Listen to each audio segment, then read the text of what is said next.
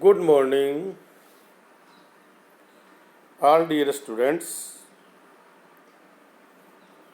Welcome in classroom. Today we will be discuss on topic separate entity concept. आज हम पृथक अस्तित्व अवधारणा के बारे में डिस्कस करेंगे। आप सभी विद्यार्थी पूरा ध्यान से इसको सुनेंगे और समझेंगे, और इसी के साथ साथ आपको जो बातें इस ई कंटेंट में अच्छी लगे उनको आपको नोट करना है। वीक के लास्ट में आपको ऑनलाइन फॉर्म के माध्यम से होम असेसमेंट दिया जाएगा और एक टेस्ट भी आपका लिया जाएगा। इसके लिए ज़रूरी है कि आप जो भी वीडियो आपको पोस्ट किया जाए उसको पूरा देखें, उसको सुने और समझें। जब तक कोरोना काल चल रहा है तब तक आपको ई कंटेंट के माध्यम से ही अपनी स्टडी करनी है और मार्केट से जो आपको आवश्यक लगे वो बुक परचेज कीजिए और स्टडी को जल्दी से जल्दी कंटिन्यू करें ताकि आपका जो नुकसान हो गया है स्टडी का उसकी भरपाई कर सकें।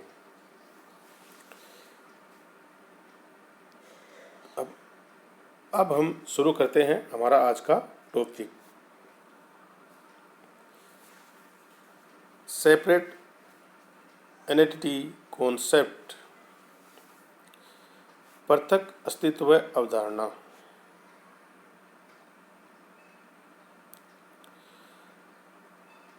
अब आपके दिमाग में ये प्रश्न ज़रूर उठा होगा कि अवधारणा क्या होती है, क्योंकि जब कोई प्रश्न हमारे सामने आता है तो उसका उत्तर मिलना ज़रूरी होता है, क्योंकि जब तक हमें सवाल का जवाब नहीं मिलता तब तक हम कन्फ्यूजन में रहते हैं। तो हमें कन्फ्यूजन में नहीं रहना है, सवाल का आंसर खोजना है। और हमारा सवाल क्या है? अवधारणा क्या? अवधारणा, देखिए अवधारणा या जिसे हम स्वसिद्धियाँ बोलते हैं,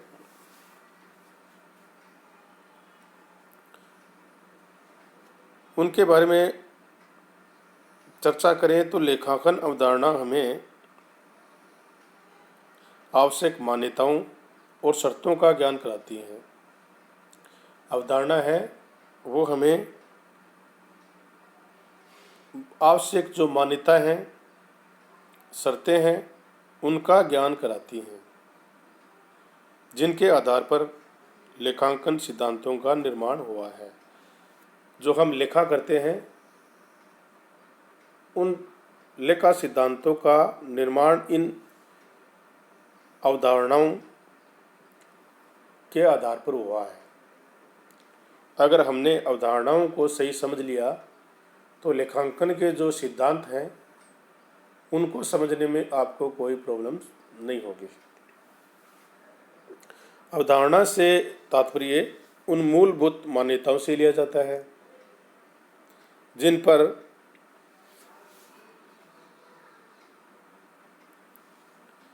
उस विषय का संपूर्ण ढांचा आश्रित है। अवधारणाओं का तात्पर्य क्या है? उन मूलभूत मान्यताओं से है जिन पर हम उस विषय का जो ढांचा है वो आश्रित है और जिनको स्वीकार करने के लिए कोई प्रमाण की आवश्यकता नहीं होती है। ये ऐसे मान्यताएं हैं जिनको स्वीकार करने के लिए आपको कोई प्रमाण की आवश्यकता नहीं होती है। लेखांकन सिद्धांत मूल रूप से मात्र अवधारणाएं ही होती हैं। लेखांकन के जो आपके सिद्धांत हैं वो मूल रूप से आपकी क्या है, अवधारणाएं हैं। अवधारणाएं जब जांच, अनुभव व युक्ति के आधार पर उपयोगी प्रमाणित हो जाती हैं तथा सामान्यतः उनको स्वीकार कर लिया जाता है, तब वह लेखांकन सिद्धांत के रूप में प्रयोग आने लगती हैं। तो अवधारणा को समझना बहुत महत्वपूर्ण है।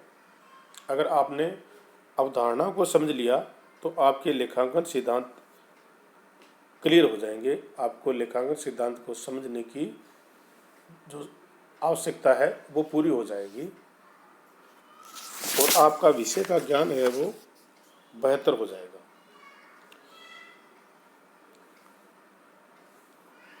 अब हम इसकी फर्स्ट जो अवधारणा है वो है प्रत्यक्ष अस्तित्व अवधारणा। प्रत्यक्ष का मीनिंग होता है सेपरेट।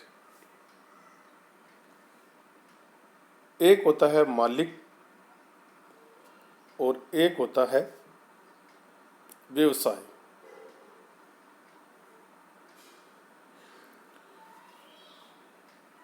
आपको मालिक और व्यवसाय में डिफरेंस करना है।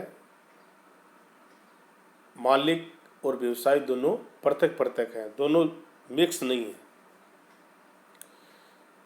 लेखांकन की एक प्रमुख अवधारणा है कि व्यवसाय का उसके स्वामियों तथा प्रबंधकों से स्वतंत्र तथा पृथक अस्तित्व होता है। स्वामी अलग है और व्यवसाय अलग है, उनका दोनों का अस्तित्व अलग अलग है। लेखांकन के लिए व्यवसाय अपने आप में एक अलग इकाई है। लेखांकन अगर हम करेंगे तो व्यवसाय है वो क्या है, अपने आप में एक अलग इकाई है। व्यवसाय में लेखांकन व्यापारिक परिवारों का किया जाता है।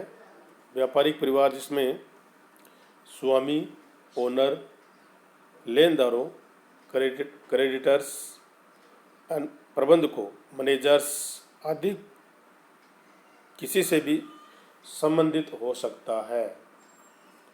मैनेजर से अगर हमने व्यवसाय में लोन लिया है तो मैनेजर हमारे लिए एक लेनदार है। लेनदारों से हमने लोन लिया है तो लेनदार हमारे लिए एक पक्ष है, न कि वो सेपरेट, उनका पक्ष सेपरेट है, वो हमारे मिक्स नहीं है। ओनर ने अगर कैपिटल जमा करवाई है, ओनर ने कैपिटल लगाई है बिजनेस में, तो ओनर भी एक प्रकार से लेनदार ही है बिजनेस का। उनका अस्तित्व पृथक होता है, मिक्स नहीं होता है। क्योंकि लेखांकन का उद्देश्य व्यवसाय की क्रियाओं का परिणाम व व्यवसाय की स्थिति जानना है। लेखांकन जब हम कर रहे हैं तो हमारा उद्देश्य क्या है, व्यवसाय की क्रियाओं का, जो व्यवसाय की क्रिया है उनका परिणाम और व्यवसाय की आर्थिक स्थिति जानना है। हम लेखांकन के माध्यम से जानते हैं कि वर्ष भर हमने किन किन ट्रांजैक्शन, किस किस प्रकार से ट्रांजैक्शन किए और हमारा परिणाम क्या रहा, और अब वर्तमान में व्यवसाय की स्थिति क्या है। मालिक, प्रबंधकों आदि की स्थिति जानना नहीं है। हम लेखांकन मालिक की स्थिति जानने के लिए नहीं करते हैं, हम व्यवसाय की स्थिति जानने के लिए लेखांकन करते हैं। मालिक भी व्यवसाय में लगाए गए साधन, साधन का मतलब होता है पूंजी, तक के लिए व्यवसाय का लेनदार है। अगर मालिक ने पूंजी लगाई है तो मालिक भी व्यवसाय का एक लेनदार है। इसलिए व्यवसाय में रोकड़ खाते को डेबिट कर मालिक खाते को, मालिक का खाता कौन सा है, पूंजी खाता को क्या किया जाता है, क्रेडिट किया जाता है। ये एंट्री आपने पहले की होगी जब आप 11th और 12th क्लास में आए थे, तब आपको लेखांकन से संबंधित प्रविष्टि करवाई होगी। तो आपने क्या प्रविष्टि की थी, बैंक अकाउंट DAR या cash account DAR to capital. तो देखिए कैपिटल का अकाउंट अलग अकाउंट खुल गया, और कैपिटल को हम किस साइड में दिखाते हैं, लायबिलिटी साइड में दिखाते हैं। तो इसका मतलब क्या हुआ, व्यवसाय के लिए मालिक भी एक लेनदार है। मालिक का अस्तित्व अलग है, व्यवसाय का अस्तित्व अलग है। तथा इसका उल्टा देखते हैं। देखिए, व्यवसाय से आहरण करने पर मालिक का खाता, जिसको हम आहरण बोलते हैं,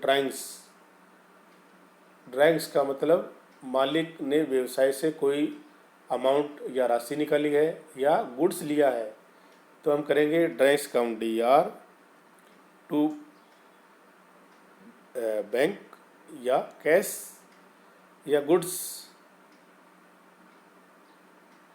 तो दोनों जो जनरल प्रविष्टियाँ मैंने आपको बताई, उससे स्पष्ट हो रहा है कि व्यवसाय अलग है, मालिक अलग है। अब देखिए, मालिक द्वारा व्यवसाय में पूंजी लगाने पर जनरल प्रविष्टि क्या करेंगे, cash account DAR to capital account, cash account DAR to capital account. और मालिक ने अगर पूंजी वापस निकाली तो एंट्री क्या करेंगे, drawings account DAR to cash, या गुड्स लिया तो गुड्स। तो इस प्रकार हम जर्नल प्रविष्टि करते हैं।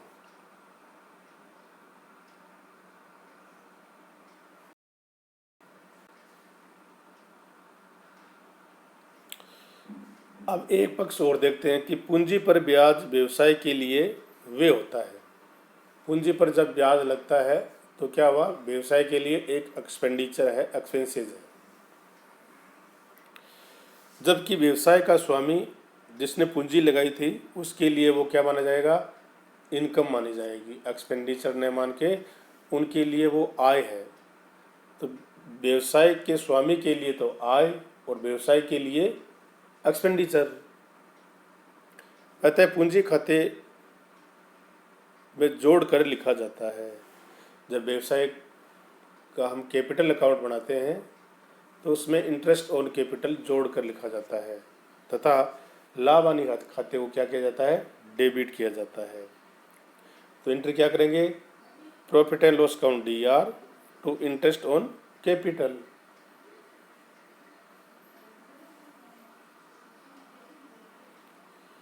यदि लेखांकन में ये अवधारणा नहीं होती तो व्यवसाय के स्वामी के वे निजी वे व आयों में सम्मिलित हो जाते हैं। अगर हम लेखांकन की जो ये पृथक अस्तित्व की अवधारणा नहीं होती तो मालिक की आय, मालिक के वे, व्यवसाय की आय, व्यवसाय के वे मिक्स हो जाते दोनों। तो व्यवसाय की सही आय का निर्धारण हम नहीं कर पाते, और इस प्रकार व्यवसाय की संपत्तियों में निजी संपत्तियों को मिलाकर लिख दिया जाता तो व्यवसाय के दायित्व में निजी दायित्व को मिला दिया जाता, तो व्यवसाय की सही जो आर्थिक स्थिति है उसका पता नहीं चल पाता या उसका सही निर्धारण हम नहीं कर पाते। इसलिए पृथक अस्तित्व अवधारणा के माध्यम से हम इसका निर्धारण कर सकते हैं। लेखांकन का जो प्रमुख उद्देश्य है वो ये ज्ञात करना होता है कि एक निश्चित अवधि में कितने व्यय व आय हुई, तथा व्यवसाय की संपत्ति क्या है, व्यवसाय के दायित्व क्या हैं। और ये तभी संभव है जब व्यापार का अस्तित्व और स्वामी का अस्तित्व है वो अलग अलग हो। दोनों का अस्तित्व क्या होगा, अलग अलग होगा। तभी हम ये पता लगा सकते हैं कि व्यवसाय की आय कितनी है, मालिक की आय कितनी है। भारत के कंपनी जो विधान है उसमें तो कंपनी को एक कृत्रिम व्यक्ति माना गया है और उसकी अपनी एक खुद की सार्वजनिक मुद्रा होती है और उसके माध्यम से वो सभी कार्य संपादित करता है। लेकिन लेखांकन में कंपनी नहीं, व्यवसाय के अन्य प्रकार हो सकते हैं, जिनमें हम बात करें एकाकी व्यवसाय, साझेदारी व्यवसाय या सहकारी समिति या कंपनी, सभी में स्वामी का अस्तित्व पृथक होता है। लेखांकन में व्यापारिक संस्था के सामने प्रथम प्रश्न यही आता है कि लेखांकन अभिलेख प्रतिष्ठान के लिए रखे जाएं या प्रतिष्ठान के स्वामी के लिए। तो इसका जवाब क्या होगा कि हम जो लेखांकन रखते हैं वो व्यवसाय के लिए रखते हैं, स्वामी के लिए नहीं रखते हैं। इसलिए हमारी इकाई कौन हुआ? व्यवसाय, न कि स्वामी। इसलिए इस लेखांकन अवधारणा को आधार मानकर हम लेखांकन करते हैं। आप सबको बहुत बहुत धन्यवाद। और आप इसका अध्ययन करेंगे और बुक में नोट करके रखेंगे, क्योंकि आपका होम असेसमेंट होगा और इसके साथ साथ आपका टेस्ट भी होगा। थैंक यू, बहुत बहुत धन्यवाद।